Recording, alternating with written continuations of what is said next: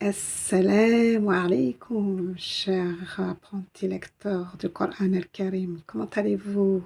J'espère que tout se passe bien pour vous et que vous avez réussi à lire les 10 premiers signes de cette sourate magnifique, cette sourate Al-Mulk.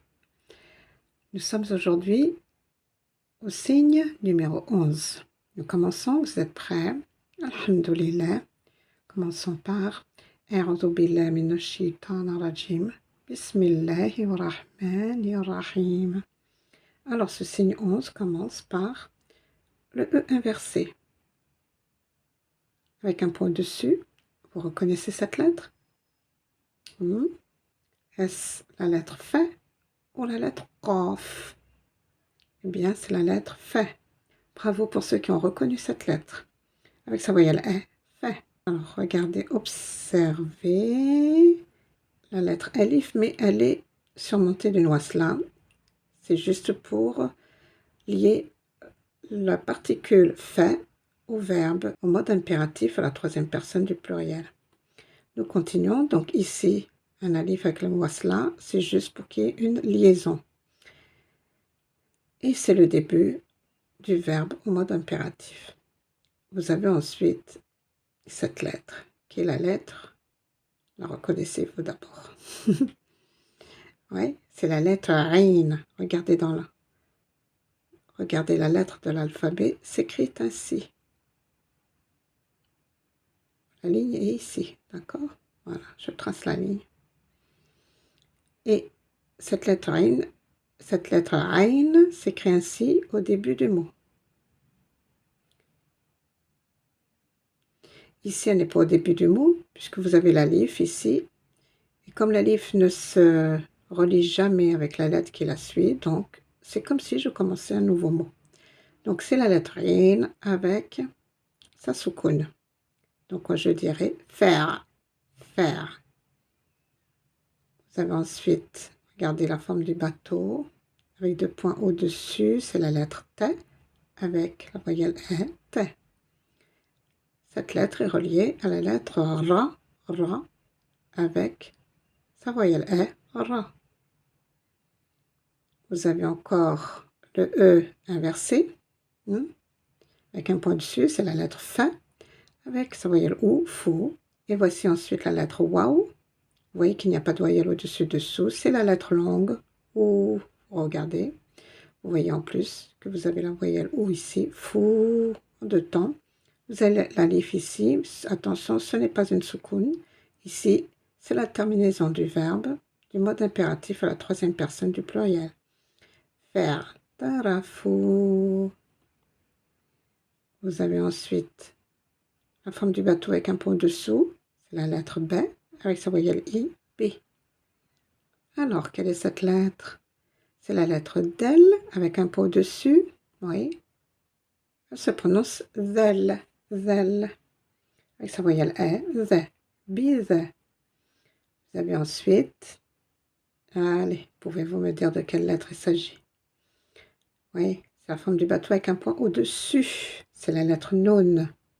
Au début du mot ou bien au milieu du mot, elle s'écrit ainsi. Vous voyez qu'il n'y a pas de voyelle au-dessus, au-dessous. Attention, cette voyelle, ce n'est pas pour la lettre non, sinon elle serait ici. Cette voyelle I, elle est pour la lettre suivante. Allez, observez. Vous avez ici une marque de tajwid. C'est la lettre mim. C'est pour vous indiquer que cette lettre non va se prononcer comme si c'était une lettre mim. Donc je ne dis pas bizen, bi, mais bizem, bizembi. Ok, donc c'est bien la lettre B avec sa voyelle I. Bizembi. Reconnaissez-vous cette lettre? C'est la lettre H, avec sa voyelle I, hi. Et à la fin de ce mot, la lettre mim avec sa soukoun. Bizem, bizem, bihim, bizem, bihim, him, him, bizem, bihim.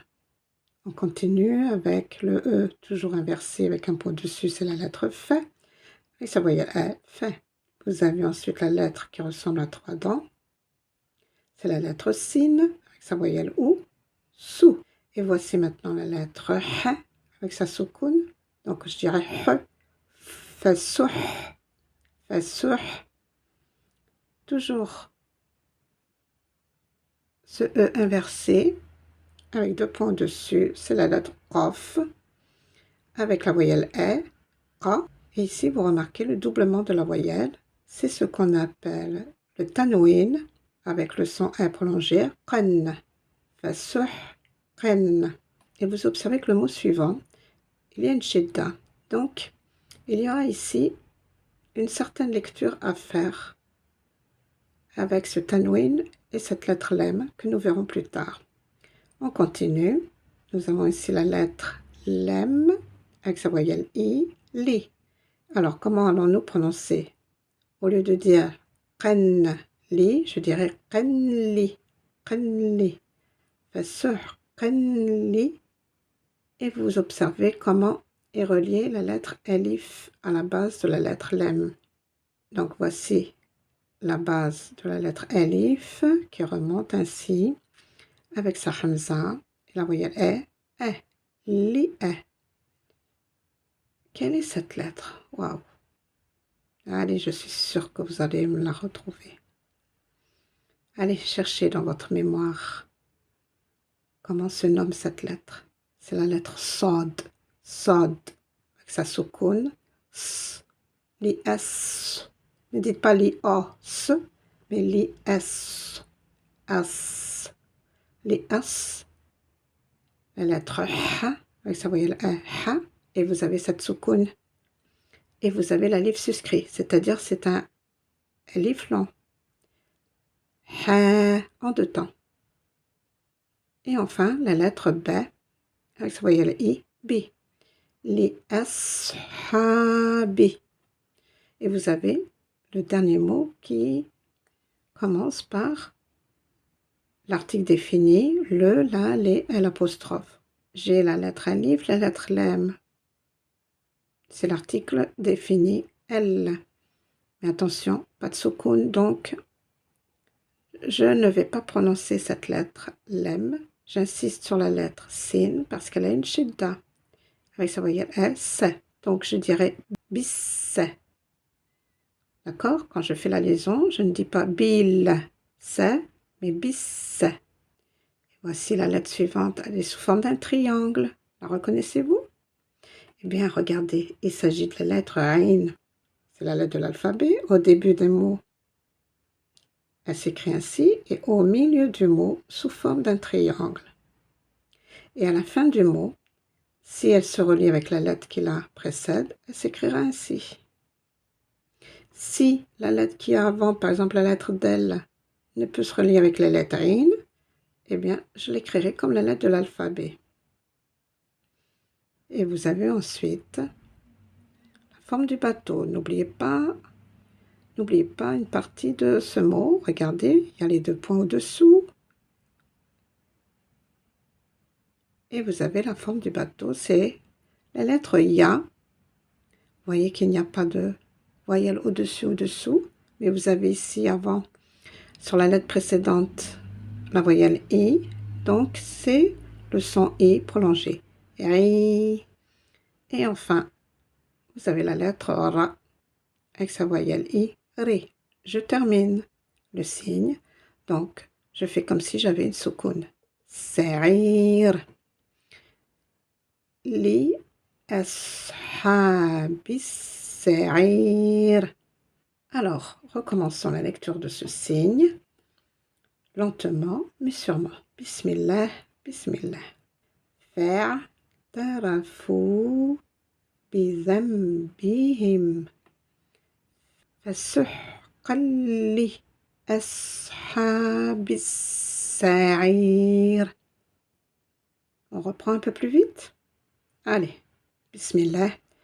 فاعترفوا بذنبهم فسحقا لأصحاب السعير.